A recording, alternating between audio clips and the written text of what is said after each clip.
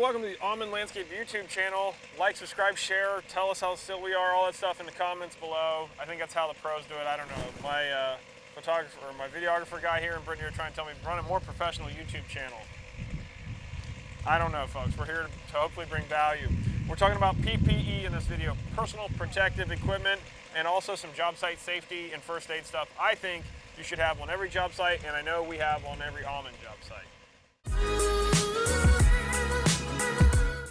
On every Auman job site, there's a few things that I make sure my guys have. Number one, and anytime a general rule, the rule, every Auman job site, no matter what they're cutting, guys have to wear safety glasses. I don't care if they're trimming metal with a pair of snips, shearing shrubs, cutting concrete block, I don't care. Eyeglasses are a requirement. Safety glasses are a requirement, or safety rated glasses at least.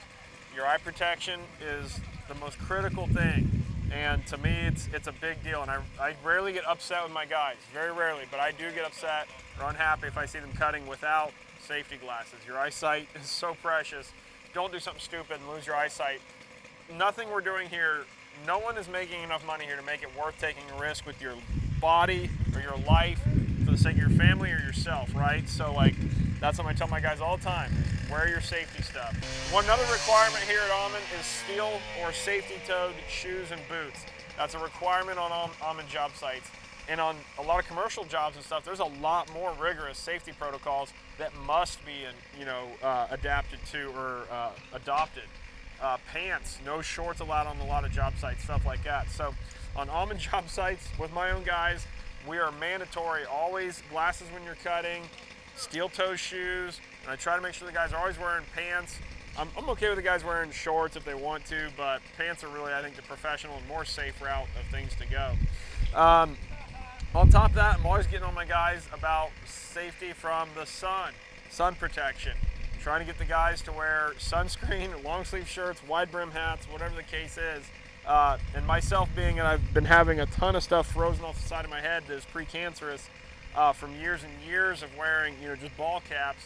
And now that I'm trying to get on really hot and really sunny days, wearing a wide brim hat. And here I am today in a ball cap of all things, but we're doing the best we can here, and we're encouraging best practices always, right? There's nothing anybody does here that's worth taking a chance with their limbs or their life or whatever. Nobody here makes enough money to take those kind of chances. So should something bad happen, we've got some things always in the truck and on the job trailer for worst case scenario, or even just for a minor cut or something. We've always got first aid kits. I'm going to take you in our trailer and show you what we got there. In the trailer, on our trucks, there's a handful of safety things that we always have and first aid things we always have. So safety stuff, we've always got packets of hearing protection here, these little ear plug things you squeeze and roll in your ears.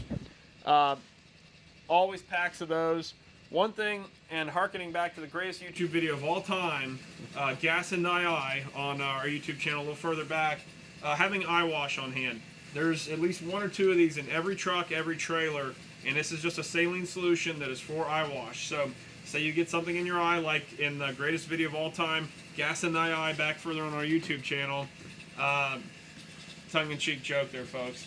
But this stuff, open it up, splash it in your eyes, wash it out, rinse out.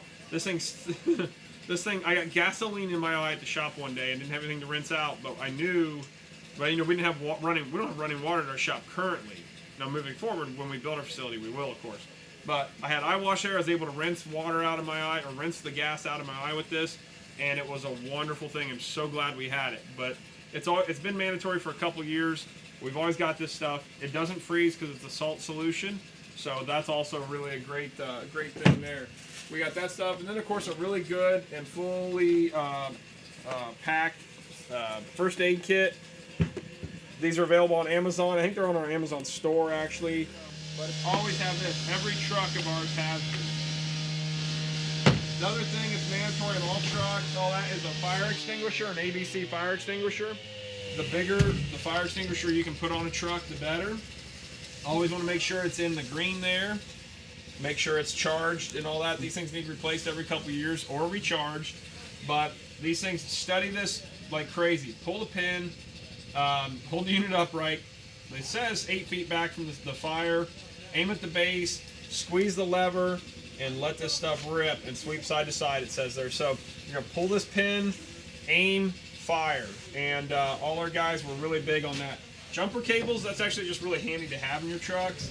But I suppose y'all know that.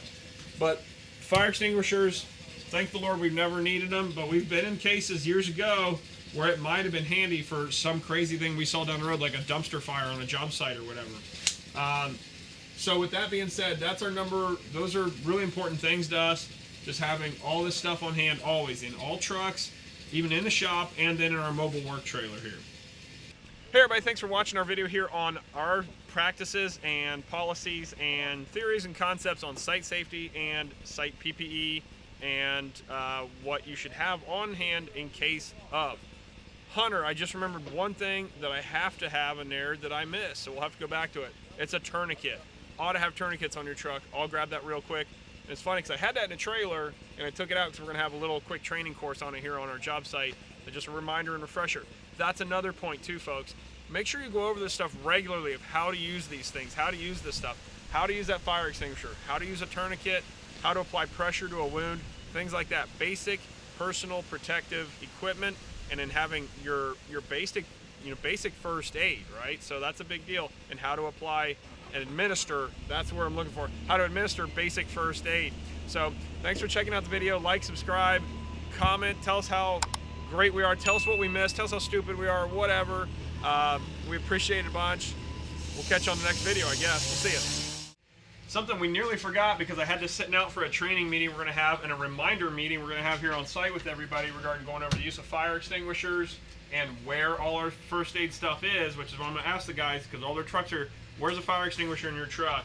Everything should be in a pretty standard location, which actually I've ordered, and I have fire extinguisher stickers and first aid kit stickers where we might put first aid kit, you know, fire extinguisher here, so it's very, very obvious and visible. And then on some job sites and some companies, it's mandatory to have that posted on the trucks. I get that. Another thing that's really important to have is a CAT tourniquet, combat application tourniquet. And this is, God forbid, you come across a scenario or you come across a situation where somebody has had a limb severed or a terrible gash put in their leg or arm or whatever, is this tourniquet here a way to stop the blood. And they say you want it to be pre-assembled, so like say I'm cut off at the elbow here, a huge cut in my elbow, I can get this thing on here, tighten it down, and get it to where it clicks, and then I can take this thing and twist it. And I mean, it's hard enough doing this for a video and making sure, but you twist this thing down to where it locks on itself and it cuts the blood flow off and could save your limb potentially. So you want to make sure you understand how to do this. And it's hard enough, like I said, to do this for the sake of a video, let alone when you're wounded and you're by yourself, or if somebody on site's screaming because their arm's cut off, whatever the case. And my firefighter paramedic buddies tell me this all the time. They're like, it's really important to have these things set up so that you can get these on and get them on quick. But you don't want to be freaking out trying to get that thing looped in there. So they say you ideally want to keep it pretty well pre-assembled. And that way you can slip it on over something or, you know, that real quick and get it going. And save somebody's limb and life potentially if it's a really bad bleeding incident. So a tourniquet, combat application tourniquet, CAT tourniquet, really important to have. And we have, again, on all our trucks, all our trailers, ready to go. Lord forbid we need them or we come across someone that does. I have a hard time when I look at a lot of this. I'm really small picture. It's like, okay, hiring this guy is going to cost $60,000 a year. And a lot of times I'll just get stuck on the initial cost. Like, okay, that's $60,000. We only had like X profit this, say we had $100,000 profit this year. Okay, well, I'm going to give $60,000 of that to this person. That leaves me with $40,000. But if I would step back and not hyperventilate over the situation, I would realize, hey, that person's probably going to produce another $200,000.